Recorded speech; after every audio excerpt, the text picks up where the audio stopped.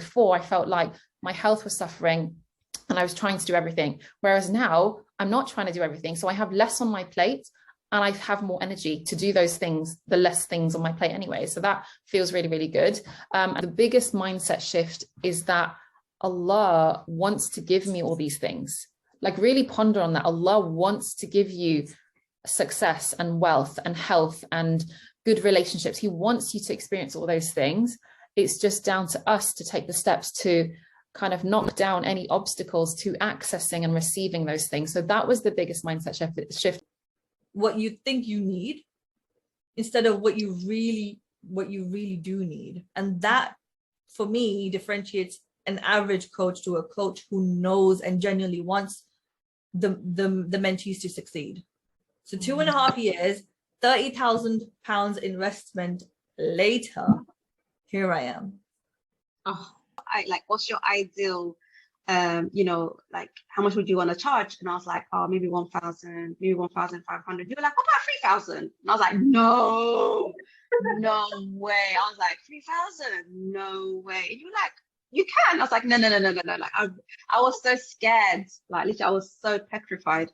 And then going through like Sacred Century Success, like, it built my self-confidence, and it built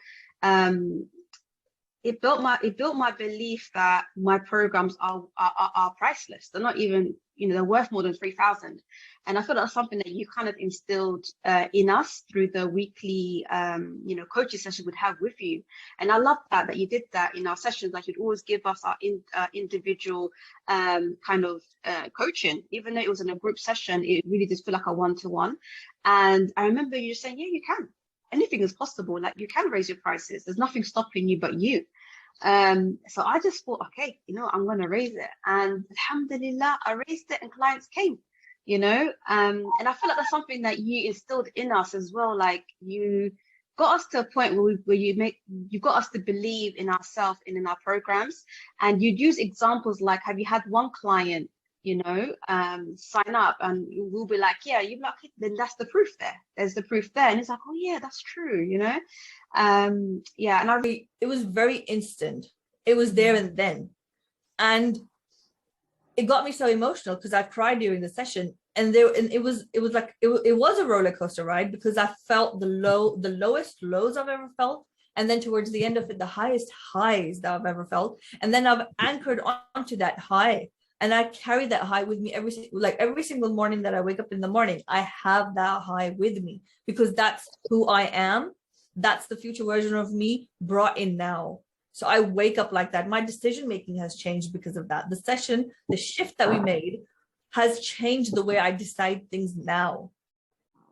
Not just you are opening yourself up and saying to Allah, I am ready to receive all that you want me to receive. That's how I see the abundance rewiring. And that's what it really did truly bless me with, is I had certain kind of toxic things in my brain that were preventing me from receiving. And so the abundance rewiring is getting rid of those toxic things and opening you up, kind of like getting rid of block before it happens. That really is a big game changer in me stepping into that CEO role, because actually, I didn't say this before, but before I started working with you, I didn't feel like a CEO. I kind of just felt like a worker in my business. Now I really feel like I can see the vision of my business, and I'm in that role now where I am the CEO. I am running this business. I'm not working inside the business. I'm working on the business and growing it and scaling it and hiring a team, which I have done.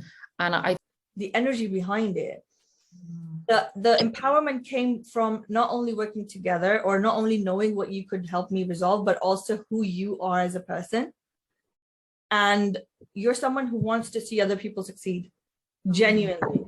And that's hard to find, because when you speak to most coaches and when you get on sales calls, you can feel the desperation coming through.